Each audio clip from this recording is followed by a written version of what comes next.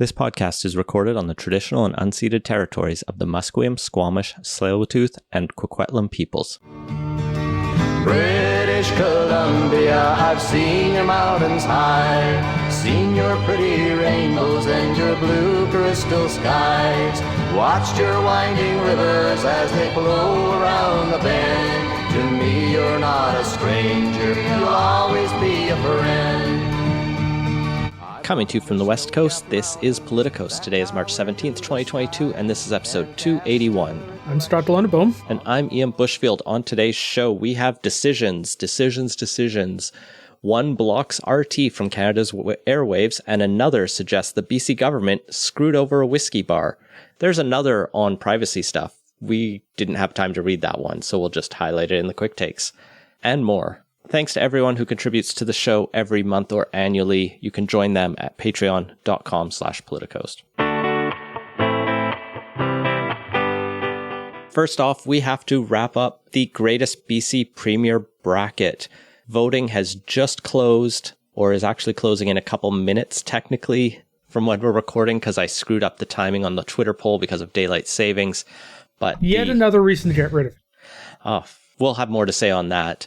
But we had 186 votes, and right now, with 78.5% of those votes, that's 146. Dave Barrett is the leading champion for greatest premier. So unless there is a huge swing in the next minute and a half, as it were, W.A.C. Bennett seems to have gone down as the second greatest, the runner-up. Sorry to David Mitchell. I think he did make a good case last week.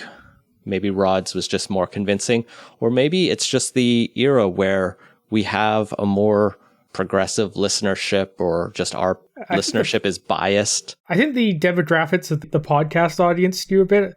I do remember when we did a survey, and yeah, there's probably a listenership that's a little more favorable to Dave Barrett just on the outset. I personally would have liked to have seen Bennett win. I think the physical build out of the province in such a way was just such a big legacy. It's hard to get away from that, but clearly the listeners disagreed on that. I'm personally a Barrett fan, but I think the context is really about just how BC as we know it today exists because of these two premiers more than anything else. What we've seen through this entire bracket is there were a lot of very forgettable premiers in the nonpartisan era, very corrupt situations throughout that. As we moved into the partisan era, we had some forgettables between the Liberals and the Conservatives, as well as some who left major legacies or did weird things like bought submarines to give to the federal government. And then there were just a lot of racists. There were so many racists. So many.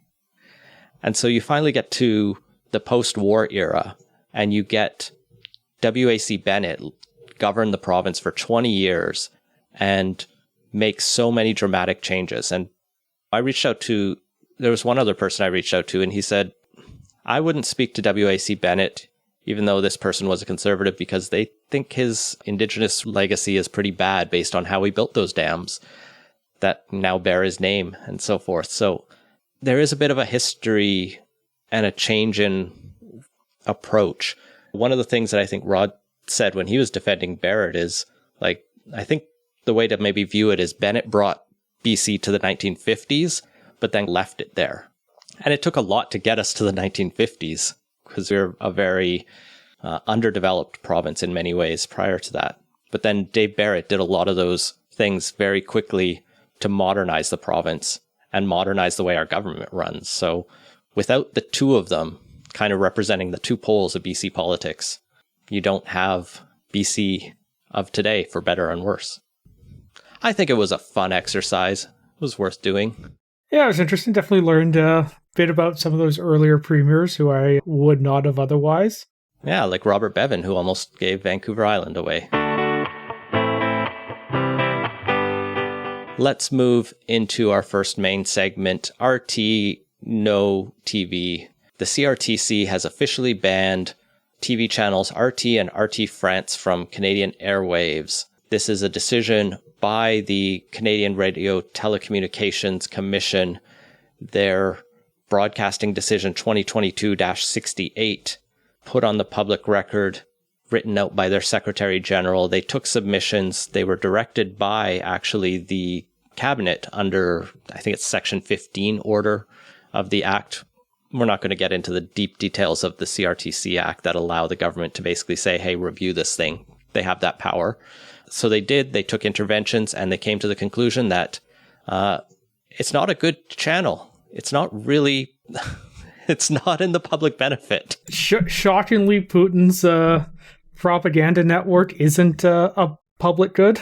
This interests me in many ways because there is a freedom of expression angle. There was a seeming rush to a predetermined conclusion here in many ways. And I was curious to really read this decision and dig into it a bit to see how robust of an analysis did the CRTC do, or was this kind of a pro forma decision? Because it also didn't matter by this point. Most cable channel carriers had already decided to stop carrying RT anyway, mostly on recommendation from the government. But there's also been a large societal push to punish Russia, mostly well-meaning, although sometimes hitting Russians themselves where they shouldn't. But we've talked about that in the past. And so I had to read this decision and see what it said. So I'm not going to go through the regulatory framework sections or the process. I'm not a CRTC lawyer. I'm not even a lawyer. So those, we'll link to it in the show notes. So you can go to them. The CRTC had a number of interventions where they got submissions from different groups.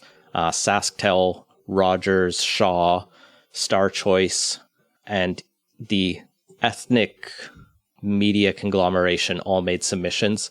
SaskTel just said they don't distribute RT, and similarly Shaw said they're not carrying them anymore. There was some more substantive submissions from the ethnic media conglomerate. A number of other Ukrainian and Eastern European groups submitted comments expressing their concerns and flagging a number of specific examples from RT that they were concerned about. The Canadian Polish Congress also submitted that, quote, these are not news channels, but rather instruments of disinformation and influence operations. And in addition, there were a few other people who were worried about the anti-Semitism presented by specific people who have been on RT, like David Duke, Jared Taylor, and Richard Spencer. Yep. For those even with the very low opinion I hold RT in, I was a little surprised by that. David Duke, the former current, I don't know, he's one of the KKK guys, and Richard Spencer, notable white supremacist, but yeah. Others talked and gave the CRTC information about specific things they've done recently. And then a small number of interventions were actually made opposed to removing RT. These were, it sounded like a couple individuals who were concerned about censorship and the possibility of not having two sides of information. The most notable of these was a group called Vaccination Informatique, which sounds, as I read their submission, Quebec anti-vax group. Not a surprise. The RT's been pretty big into playing up a lot of anti-vax stuff, so I could see why they would want their thing to keep going, but if anything, I think that probably makes the case against RT more than anything else. Yeah. And then it goes into the commission actually doing its analysis. It notes that non-Canadian services do not have a right to be distributed in Canada, and being listed at one point doesn't guarantee that. They go through some of the submissions around abusive content and some of the other considerations that they were given. Ultimately, and I'll just read a little bit here from towards the end, with respect to freedom of expression and censorship concerns raised by certain interveners, the Commission notes that Canadians will still be able to access the content on other platforms such as the internet, should they so choose. The Commission is also gravely concerned by the promotion of hatred towards Ukrainian Canadians on Russian state broadcasters and programming which seeks to undermine the democratic institutions within Canada, as well as promote hatred of Canada and its allies. Commission finds that the distribution in Canada of programming from a foreign country which seeks to undermine the sovereignty of another country, demean Canadians of a particular ethnic background, as well as undermine the democratic institutions within Canada, does not serve to safeguard, enrich, or strengthen the cultural, political, social, and economic fabric of Canada. The Commission also finds that such programming does not reflect Canadian attitudes, opinions, ideas, and values, nor does it serve the needs and interests of Canadians. In other words, it's not in the public benefit, and it's likely to expose Ukrainian Canadians to hatred. And those two mandates are where they draw their legislative authority to can it. Oh, that seems reasonable. I would have also been happy if they could have just canned it on the grounds of being a propaganda network for a hostile foreign power that is being waging an information war for years now against Canada and our allies. That sounds like it was in there. Yeah, it sounds like it was in there, but I don't know. If the Broadcast Act doesn't have a specific thing just to knock it out on those grounds and have to go a little more roundabout, it's probably something that should get added when the government gets around to updating it next, which they believe they have committed to, and was one of the things that got on the chopping block when they called the last election. It was also one of those realms where the Liberals were accused of overreach in many different ways, so for different reasons, obviously. But I'll be interested to see what they do try. Overall, I like how this process came about, at least. It seems more robust than simply the minister deciding this media is banned. At least there is some accountable process. And this decision, for example, could be appealed for judicial review to the federal courts, I believe, and then could go all the way to the Supreme Court of Canada. But I was having a conversation in one more lawyer-focused Discord I'm in, and the question arose there, who would actually bring the case? Because it's not clear if anyone actually has standing, if all of the owners and control would. But if they're not in Canada, do they have the right? So if they're not like a registered corporation within Canada, if they're just a foreign company, they may not actually have standing. It's a question I don't know the answer to, because it's one of those very technical legal ones, but it's possible. People outside of Canada sometimes can sue Canada, like for the right to vote, but a foreign company demanding the right to express itself in our country seems like it wouldn't quite trigger the charter protections in the same way that even a company within Canada would. So I was just thinking that if there's not necessarily a charter case on this, but just if it's reviewable as a matter of statutory ability to send it to the court's review, they probably would be able to, just as their party in the decision. Yeah, I found it pretty funny that neither Russia Today nor RT France actually submitted anything, or like pretty much no one defended them. Which like is amusing, and no one really needs to be that, but our justice system is based on that kind of adversarial process where you do need often two sides to really balance the justice system. You don't show up, you don't get to have your case heard, and then you get blocked for being propaganda and racist. So there you go.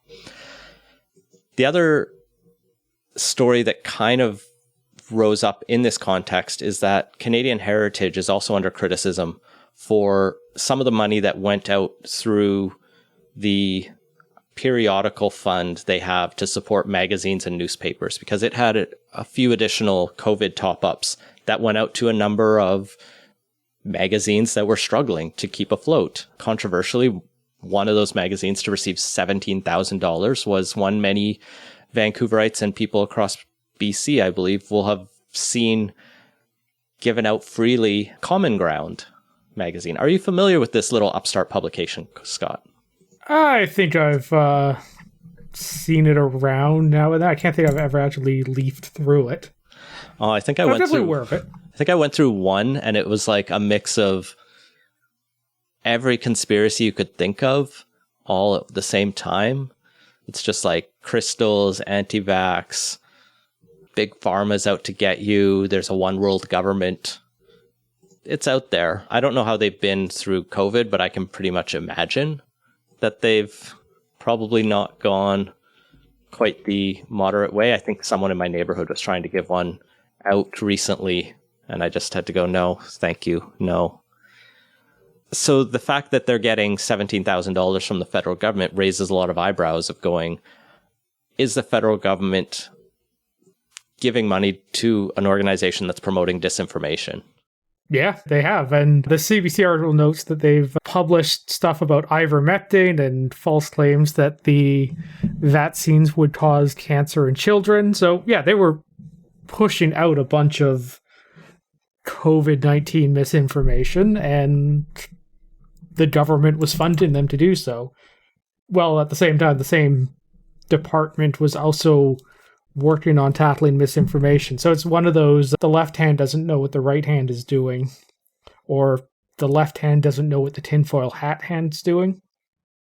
I'll break this here. It's not even just common ground. I know that the struggling publication Humanist Perspectives, which is a standalone organization not connected to the BC Humanist Association that I work for, but they do have a history together. They've more split over time as the magazine has gone off, frankly, the deep end. They received $2,000 last year from this fund. And to give you a sense of where they've gotten to, the current magazine, the current issue from December 2021 has an article titled "COVID-19 Vaccines Offer Better Immunity Than Previous Infections," says CDC. Really? Question mark? And that's the title of that article. And then there's a bunch of other things that are worried about mass migration, why we should, the Islamic slave trade, and a bunch of other very problematic and terrible things. Yeah, I think the periodical fund could use some more robust safeguards. Once again, this was go ahead. Sorry, Ron. Once again, it does raise those free expression questions because the government always needs to balance if it's going to be tackling things based on their content. How does it do so in a way that, ensures there is still a robust discussion? But I think publishing straight up misinformation, like either of those magazines have been doing, I think we can cut them off. Yeah, this was one of those problems that I think was raised back when the fund started going, or the last time they made any changes to it. I'm not sure when the fund actually got started on there, but I think it was under this current government, was it not? The fund, there has been a magazine fund for quite a while from the federal government. The specific money being questioned was COVID related that was put out through the fund. Yeah, I think they had made some changes at some point earlier in the government on this. Anyway, but yeah, it was definitely one of those issues that was raised, and it is a tough one because the government, it's not great for the government to be deciding what doesn't get published. You do want a generally viewpoint neutral government on these sorts of things, but at the same time, just giving money away to everyone with the newspaper, regardless of the content they publish, also isn't great, because then you're just helping flood the zone with a bunch of false information that just clouds everything. So I don't have a good solution, but it is, I don't know, I guess it's one of those things that brings out the inner libertarian in me that just gets a little uneasy when the government steps in and has these funding programs in general. No, yeah, I share that sense, and that's something like Jesse Brown on Canada Land will bring up all of the time. Like the way it's worked best in Canada, and this can be argued because it creates its own problems, is you have like arts funding, or even the very way that they're planning to move forward with newspaper subsidies is to basically set up an industry council who then picks where the money goes, and the money from the federal government just goes to this council who is elected from their own membership. Now, the problem there is it tends to favor established figures.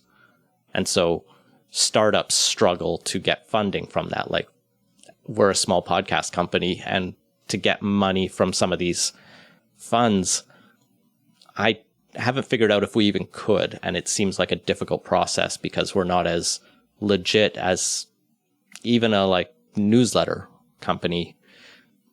And that's a challenge for it. But at the same time, I trust a panel of those experts a little bit better than just giving money out to anyone who comes hand in some ways. And maybe there's a way to do that with magazines. But it's complicated. It raises a lot of questions, and there's a lot of people much smarter than me thinking about this. Clearly, the system is broken, though.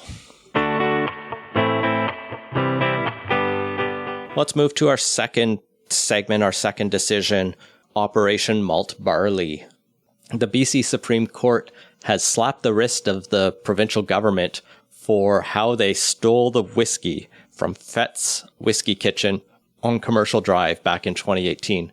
You remember when we covered this story? Yeah, I remember when we first talked about it. Yeah, back when it first happened, and caused a pretty big splash at the time, if I recall. Yeah, so just... And yeah, it was at the time it seemed like a pretty dumb thing. And maybe they technically ran afoul of the rules. Well, that's still in dispute, as we will talk about, but they were dumb rules to begin with, and I don't know, having the liquor police come in and take a bunch of bottles didn't exactly seem like an ideal way to resolve it either. And they apparently couldn't even do that correctly. So going through this decision, which just came out this week, it runs through the history of the case. And so I'll go through it a bit quickly and, flag some of the key points that I pulled out of this ruling. The raid itself was on January 18th, 2018. The narcs from the BC Liquor and Cannabis Regulation Branch seized 242 bottles of premium Scottish whiskey worth $41,000. For those who had never been to Fett's, what their model was, and I don't even know if they're still operating after this, but they operated for a couple of years. Admittedly not been down that way since the pandemic kicked off, but up until then, they were, still doing a decent trade. Yeah, so they would have these rare single batch, small batch single malt whiskeys imported directly from Scotland. And they would... Specialty stuff. Stuff you couldn't just go down to the BC liquor store and pick up. And so it would generally not be labeled because it's such a small batch. And they would have a whiskey Bible of hundreds of different options that you could choose from based on whatever your palate was looking for that day. And the prices would range from a very normal amount of money you could spend on a shot of whiskey to a very abnormal amount. And it was very good if you liked whiskey. Now, the problem is to get whiskey or any liquor from out of province into BC, you're supposed to go through the BC Liquor, the Liquor Distribution Board, and buy it from them, and they're buying it from whoever internationally. Fett's couldn't do that because these were such small batches, and so they were buying it off someone else who had imported it legally, but that buying it from them, that other importer, was an illegal move. Fett's never hid that, but they also operated between 2013 and 2018 without issue. So their liquor gets seized on January 18th, 2018. On June 6, 2019, following the conclusion of a hearing, they were fined $3,000 for this, and they were not going to get their liquor back. Fett's asked for a reconsideration. That was dismissed on September 6th of 2019, and the liquor, quote, remains subject to forfeiture and eventual destruction.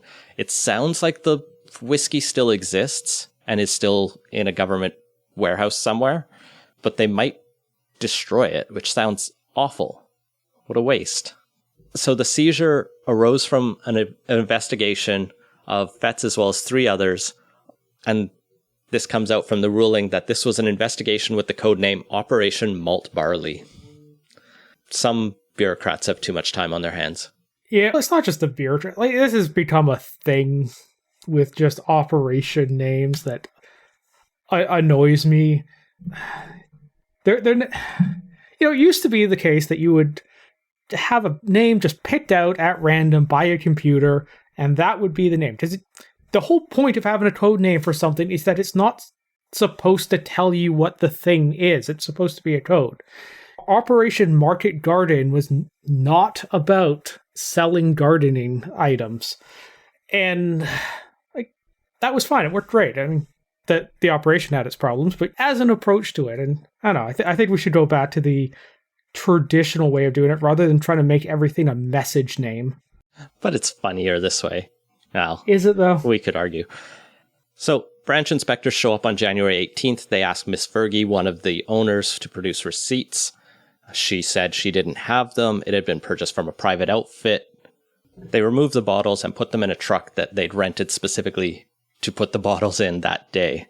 The inspectors, it turns out, didn't have a search warrant as there had been no application to obtain one. So they just showed up, asked, took the stuff.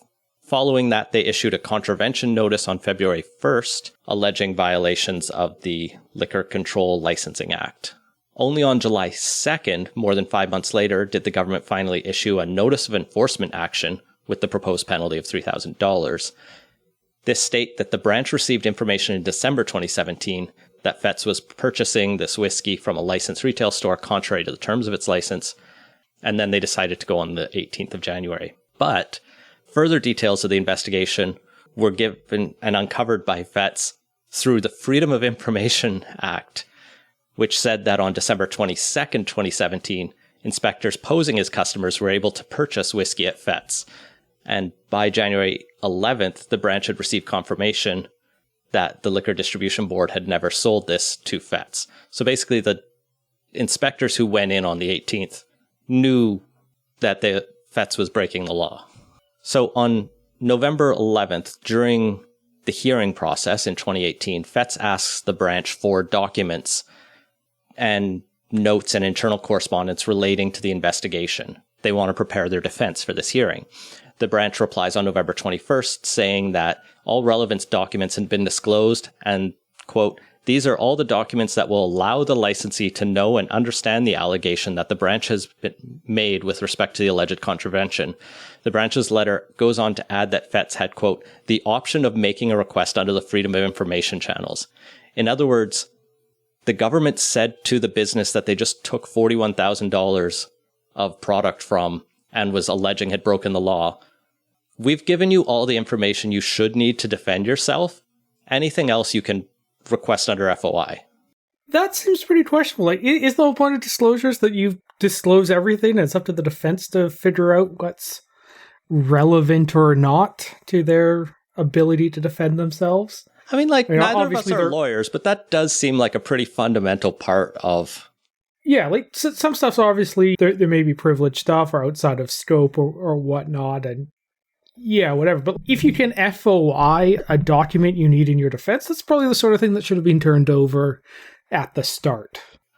So in February 2019, Fetz lawyers renew the request for documents and finally go through the FOI process, and they get 12 pages of internal branch communications from which much of the content had been redacted. So under disclosure, things are given without redactions unless there's a very extreme circumstance. But the idea is you deserve the right to make a full defense. Here, the government said, no, we're not going to give them to you. Okay, you asked under the Freedom of Information Act. We're going to redact things that we deem sensitive. The judgment goes on to say there's a copy of a report to the general manager dated January 12, 2018, before the raid, from which everything had been contained under the heading discussion has been removed. Other documents from which all substantive content was removed. Those redactions were not made by the branch with reference to its own disclosure obligations or to potential relevance in the hearing. They were made by the Office of Information and Privacy Commissioners. There's at least some defense there for the branch that they're not doing it alone and the Freedom of Information Privacy Commissioner is involved, but it's still hard to make a full defense when you don't know everything. And that's what this case is really about. Did the defendants, did Fetz deserve to know what the government had on them? Unfortunately, Fetz tried to argue that they should have a right to see these full documents during the hearings, and if they can't, then any evidence related to them should be thrown out. The hearing delegates rejected that, saying the charter arguments, things you were talking about, Scott, they just don't apply at that hearing because Fetz is just a company that is subject to the License Act, and the charter, screw the charter. You don't have a right to sell alcohol, Scott. Ultimately, the Supreme Court of BC disagrees, saying, I find that Fetz was entitled to fully argue the issue based on a complete evidentiary record, and the denial of full access to documents relating to the branch's investigation was a breach of procedural fairness. So it's now remitted back to another hearing where Fetz will be allowed to actually read everything the government had about them, and the case will continue and be heard once more at that level. And that's where it ends for now. The whiskey is, Fetz still wants it back, and I hope they get it, or at least that it doesn't get destroyed. But this is a pretty big embarrassment for the government, I think.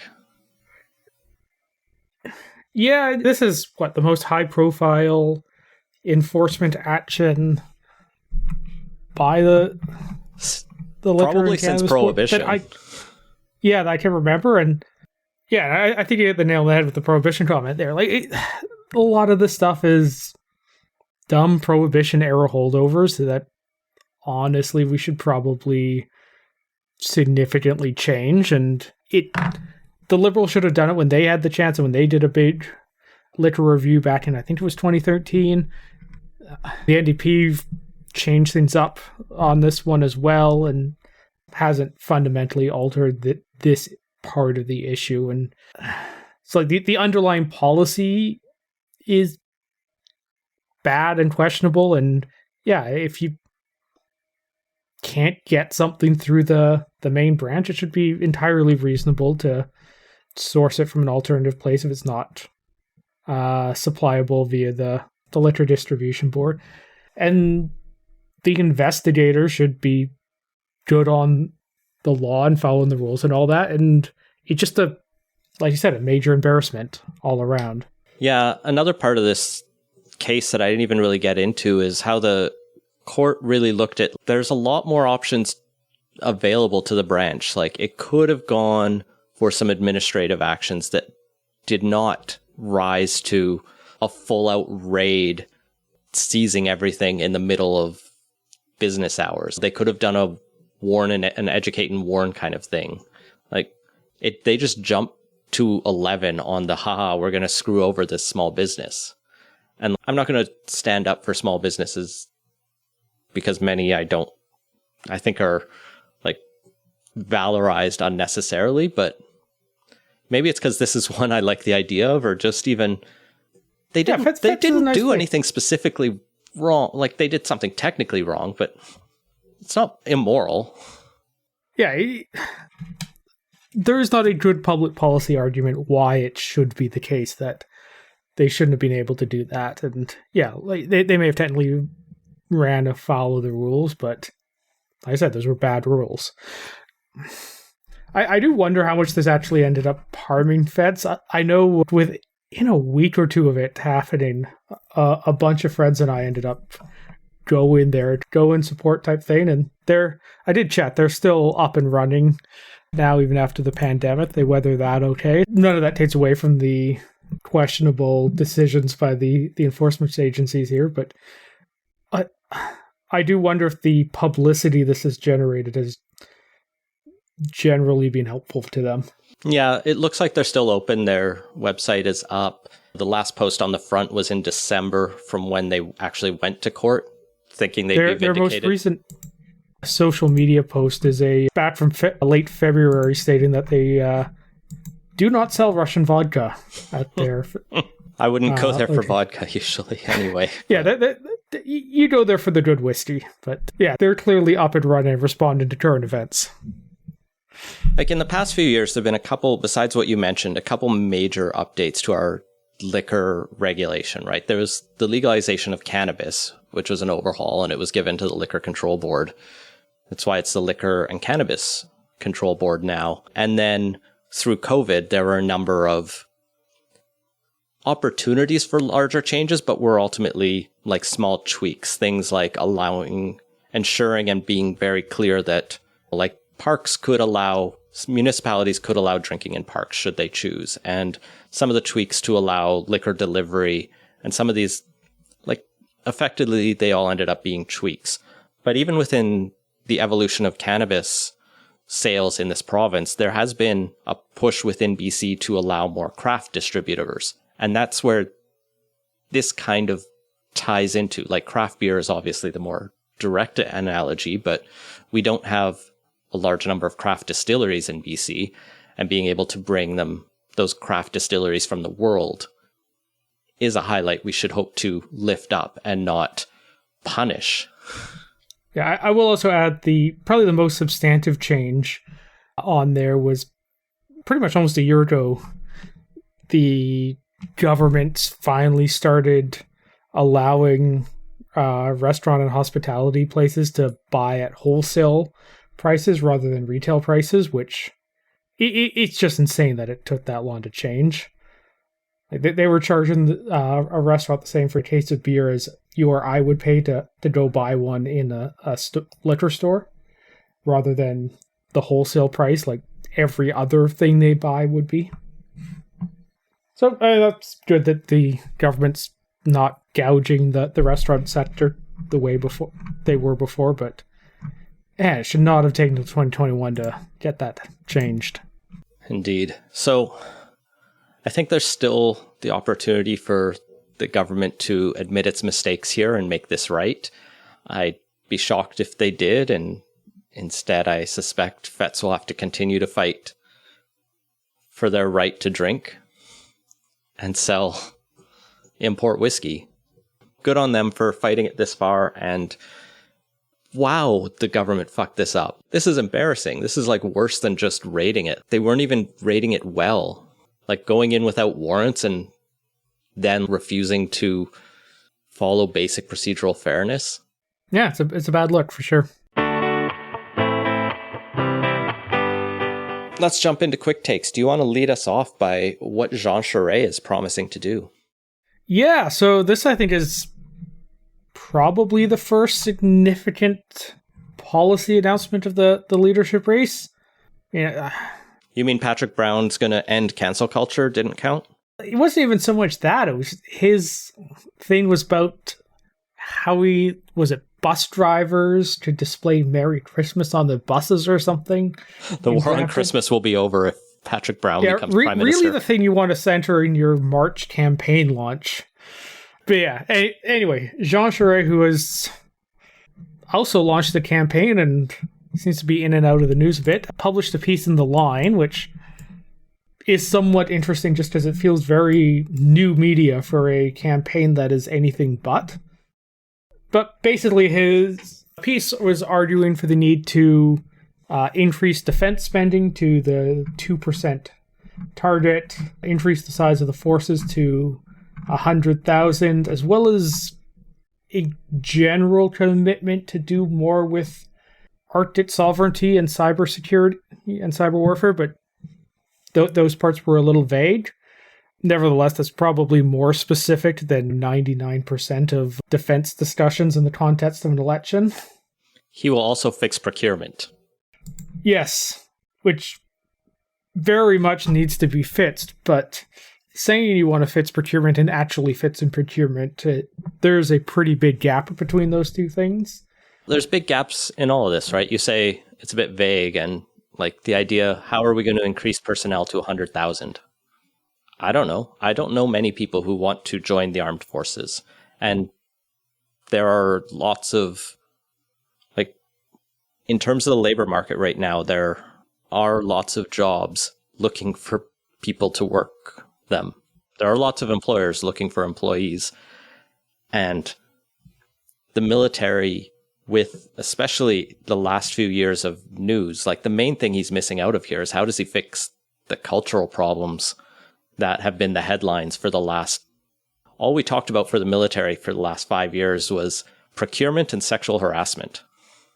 Neither of those inspire confidence.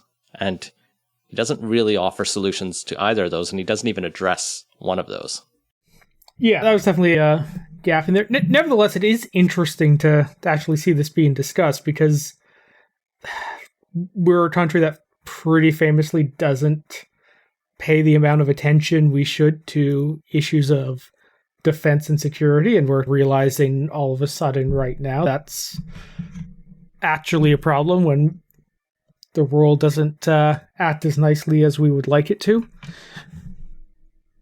So this is interesting as one of the leading things to put out on that front. The 2% commitment is good and long overdue. It's, a sizable amount of money, but also not that much in the grand scheme of things, especially compared to what other countries are spending or have recently committed to spending on that. And yeah, a lot of our equipment is pretty old and needs replacing and needs to be updated to the modern defense realities. Good on him for committing to it, but there's definitely a lot of blank spaces to fill in on this, particularly with the Arctic as well. That is a complex and difficult region to both operate in and secure militarily, and how exactly you go about it is not a small challenge and needs quite a bit of thought. And it would have been nice to see, at least something there, like the much discussed Deepwater Port. That was a Harper policy that didn't really ended up getting fulfilled. Yeah, there's now a refueling station up there, but it's hardly a full port. What I'll be interested to see is if this actually differentiates Shure from any other conservative leadership candidate, because conservatives like the military is not really breaking ground. It's part of the brand. And we're at a point where the Liberal defense minister, and I think even Chrystia Freeland have been talking up the need to spend more, or their desire to spend more on the military, and to expect that in the upcoming budget. Yeah, they've been telegraphing that pretty clearly over the last couple weeks on that, which is also good. As we're seeing, we're dealing with a pretty uncertain world where you do actually need militaries to defend and secure a country, and we're clearly not at a point where our military as capable as it should be or as well equipped as it should be. I think part of the telegraphing on this, as well as just responding to questions on what we're doing to assist Ukraine, Defense Minister Nina Nodden on Power and Politics earlier this week said that we're basically tapped out and exhausted on what we can actually send to Ukraine without compromising our own capabilities significantly. And we've provided them with a bunch of stuff. Sent, as we talked about a couple weeks back, 100 Carl Gustaf 84 millimeter recoilless rifles and 2,000 rounds for that, and 4,500 M72 light anti-tank weapons, which is good, but that's not a huge amount in the grand scheme of things. And if that is the point where we're tapped out, that indicates we have some pretty significant equipment and supply problems that need addressing for sure. And those are pretty old systems too that aren't necessarily going to be effective against the most modern tanks and armored vehicles, and I think indicate a need to upgrade to something more substantive, whether it's a Javelin or an NLAW or any of those systems. But the fact that the defense minister is mentioning that, I think, is an indication that we may see such items in the upcoming budget, or at least the precursor commitments to that. Normally, defense ministers don't talk that way, so it's notable in that respect.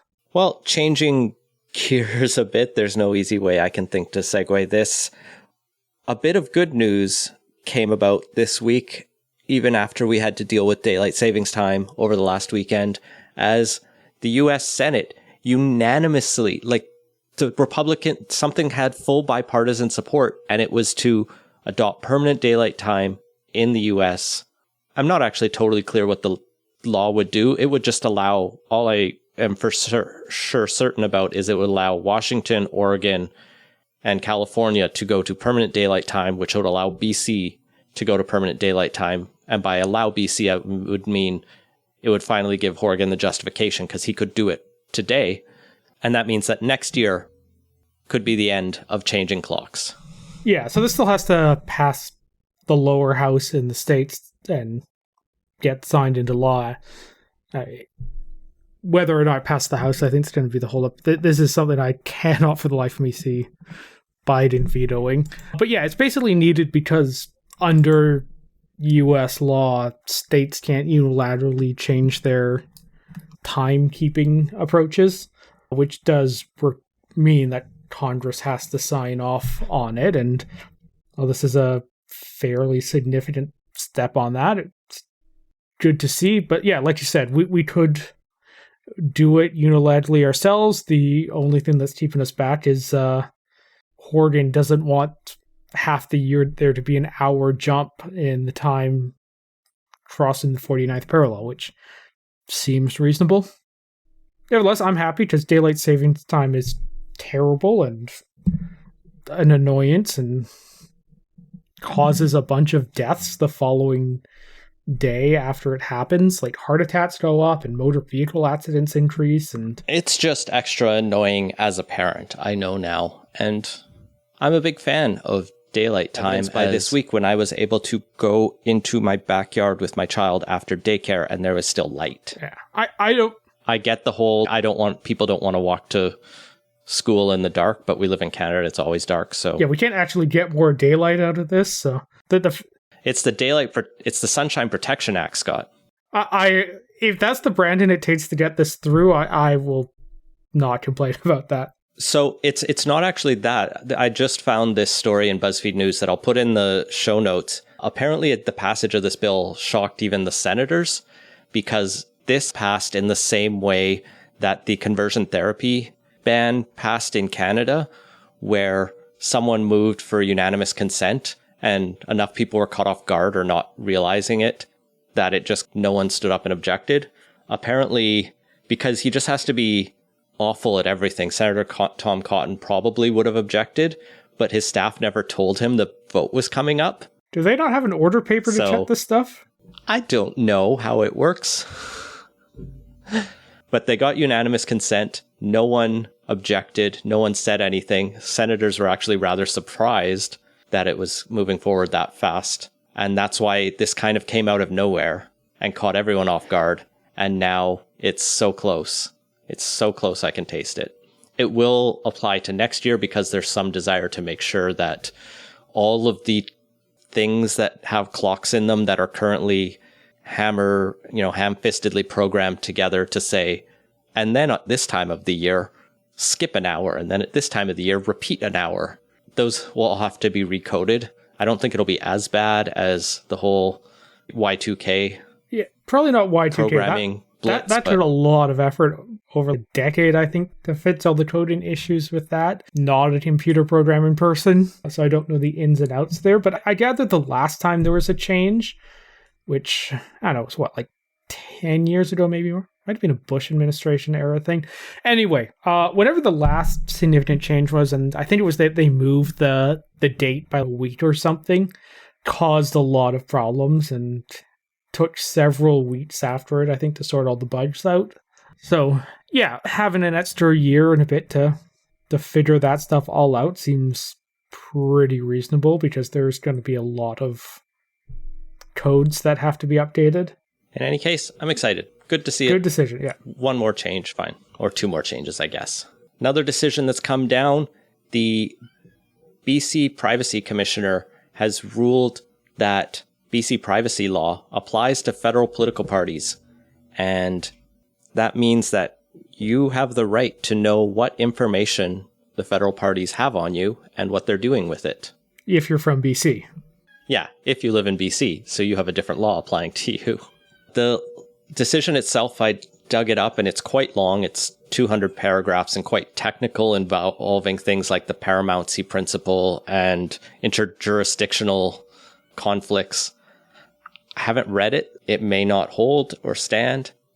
I couldn't even say probably if I had read it, but I find it is really interesting, and there is a chance that the major political parties might appeal this for judicial review, and then it has to go through all the other layers of courts. This came about because several British Columbians basically went through the process and asked the parties what information they had. They refused, and then these individuals filed complaints with the Privacy Commissioner. BC does apply its privacy law to provincial political parties, which is why this is somewhat analogous, but a groundbreaking decision. Well, this isn't the first time the BC Privacy Commission has indicated that they're of the view that their laws apply to the federal parties, but I think it's the first kind of reinforcing decision on that. But yeah, it's going to be interesting to see this, like I said, is reviewable, and it would not surprise me if one or more of the parties challenge this, but seems like a good decision. The parties have a tendency to write themselves out of a lot of the privacy rules, the spam rules, all that. So it's nice that there's actually a means of incorporating those requirements to the main parties. And I guess the minor ones too. But I don't think they have this big a data operation. You don't think the Communist Party of Canada knows something about you, Scott? And finally, BC has launched a review of the pandemic response. You can add your voice to the survey, and the government can start to think about what did we do wrong and what can we do better, except it's only going to really look at how we operationalized it. Yeah, so I think big question that a lot of people have regarding this last couple of years and how the government responded to it was the actual policy decisions they have made. Once things rolled out, they more or less worked. Yeah, there were some pretty big screw-ups, and actually not even pretty big screw-ups, but there are definitely some screw-ups. Remember the bingo card? How are you the cope with the pandemic bingo card? That was a mess. But yeah, the review is focused on the operational response. The operational response. Questions like, should the government have instituted mask mandates before they did? Because I don't know if you recall, but up till, August of 2021? Might have even been August of 2020 or fall of 2020. Actually, no, it was October 20. I think it was October 2020. The government's position and the public health officer's position was that mask mandates were actually bad and should not be instituted at all. Dr. Henry put out an op-ed in a couple publications basically arguing against mask mandates a week before the policy changed. And that seems like the sort of thing that should probably get a close look at the decision-making process around that. Same thing I think actually happened with vaccine passports and all that. And there's a lot of policy decisions that need a thorough review, and it's shitty of the government to exempt the stuff they decided from the review of the pandemic, because that's the thing I think we need to actually learn the most about. Did the government distribute vaccines pretty well once they actually had them? I'm sure you could dig around and find issues with it, but yeah, that part worked pretty well, and the actual, once you tried to act on the decision stuff, generally was not nearly as big a problem as what the decisions were by the government. So this kind of feels like we're trying to show we're accountable, but not actually be accountable, and it's unfortunate that the NDP are deciding to go that way. The review itself is being led by three longtime former senior leaders of the BC Public Service, Bob DeFay, Dan Perrin, and Chris Trumpy. And you can respond to it until April 20th, whether you are an individual or an organization. We'll have the links in the show notes. I'm hopeful this isn't the last review. Often it either takes significant public pressure or a change in government to lead to this. But we've seen recent polls where British Columbians still have the highest, give the government here the highest rating of any government in Canada, other than maybe, I think, one of the Atlantic provinces in terms of response to the pandemic. So I'm not optimistic we're going to get a better review, but yeah, that just goes to show we at least learn something how from good this. Once you lock in a good brand, how durable it can be. Because the BC's doing better than the rest of Canada was only really true for the first couple months, and there were definitely waves where we were seeing more infections and more deaths on a per capita basis than other parts of the country. And wasn't even the case that we were necessarily more aggressive on pandemic stuff than, say, Doug Ford was in some areas. But yeah, the perception got locked in early and did not change. And I don't know, it would be nice if we could actually do a proper look at that rather than the somewhat rose-colored glasses view that a lot of people had towards the government actual decision-making and policies on this stuff. And that has been Playtoast. Find links to everything we talked about at playtoast.ca. Support the show and get access to our Slack channel at patreon.com/playtoast. Our intro music credit is Beautiful British Columbia by Serge Plotnikoff. Playtoast is a production of Legend Boot Media, and editing services are provided by CHLY 101.7 FM in Nanaimo. Wash your hands and stay home. Thanks for listening.